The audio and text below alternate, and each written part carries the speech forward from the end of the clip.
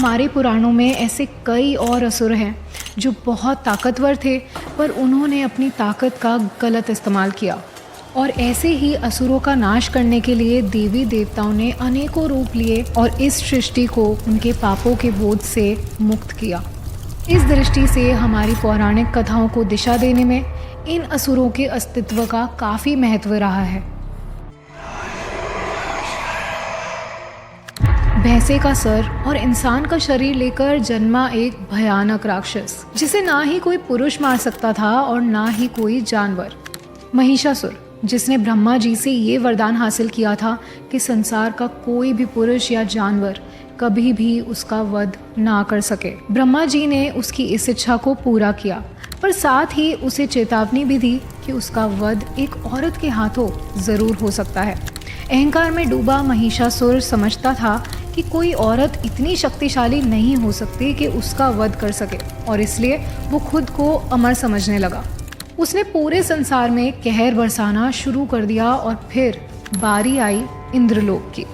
जब महिषासुर और देवताओं के बीच युद्ध छिड़ा तो ब्रह्मा जी के वरदान के कारण कोई भी देवता उसका कुछ भी बिगाड़ नहीं सका।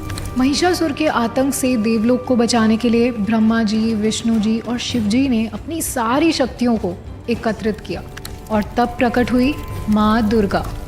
माँ दुर्गा जो कि देवी पार्वती यानी स्वयं शक्ति का ही एक रूप है। मार्कंडेय पुराण के देवी महात्म्य के अनुसार अपने शेर पर सवार माँ दुर्गा ने महिषासुर को युद्ध के लिए चुनौती दी। ये युद्ध कई दिनों तक चलता रहा। महिषासुर अपनी शक्तियों से कई दिनों तक अपना रूप बदलकर माँ दुर्गा के साथ छल करने का प्रयास करता रहा, पर जैसे ही वो एक भैंसे के रूप में आया, माँ दुर्गा ने अपने त्रिशूल से उसकी छाती को फाड़कर उसका वध कर दिया और तभी से देवी को नाम मिला महिषासुर मर्दिनी। सिंहिका नाम की एक असुरी ने हजारों साल तक तप करके ब्रह्मा जी से ये वरदान हासिल किया कि वो किसी भी चीज़ या जीव को उसकी परछाई से पकड़कर अपनी ओर खींच सकती है। ये वही असुरी थी जिसका सामना समुद्र के बीच बजरंगबली हनुमान जी से हुआ था। वाल्मीकि रामायण के सुंदरकांड के अनुसार हनुमान जी माँ सीता से मिलने लंका जाने के लिए महासागर को पार कर रहे थे। तभी उन्हें अचानक महसूस हुआ कि कोई अनदेखी शक्ति उन्हें पीछे खींच रही है। जब उन्होंने नजरें घुमाई तो उन्हें पहाड़ों के पीछे छिपी सिंहिका दिखी जो उनकी परछाई को खींच रही थी। हनुमान जी ने खुद को एक कीड़े के समान छोटा कर दिया और वो सिंहिका के मुंह से होकर उसके शरीर के अंदर चले गए। उन्होंने अपनी पूरी शक्ति से सिंहिका की आंतों को फाड़ दिया और तेज गति से उड़कर उसके शरीर से बाहर आ गए।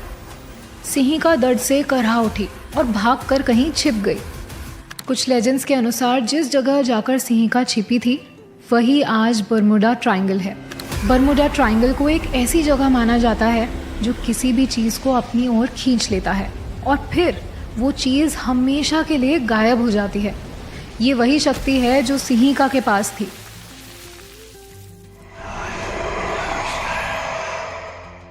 अपने खून की हर एक बूंद से पुनर्जन्म लेने वाला एक राक्षस, जिसे मारने के लिए देवी शक्ति ने माँ काली का रूप लिया था। कहते हैं रक्त बीज के खून की बूंद जहाँ भी गिरती थी वहीं से एक दूसरा रक्त बीज जन्म लेता था। देवी भागवत के 5वें स्कंद के अनुसार रक्त बीज को ये वरदान शिव जी से प्राप्त हुआ था। एक समय ऐसा आया जब देवताओं और असुरों के बीच महायुद्ध छिड़ गया। इस युद्ध के दौरान रक्त बीज देवताओं के लिए एक समस्या बन गया, क्योंकि उसके वरदान के कारण उसे मारना लगभग नामुमकिन हो गया था। तब रक्त बीज का विनाश करने के लिए देवी ने माँ काली का रूप लिया। लाल आंखें, खुले बाल, माथे पर तीसरी आंख, गले में खोपड़ियों से बनी माला और कमर पर हाथों और पैरों से बना कमरबंद। एक हाथ में कटा हुआ सर और दूसरे हाथ में खून से सनी तलवार लेकर माँ काली रक्त बीज की ओर बढ़ी और रक्त बीज पर अपनी तलवार से कई वार किए।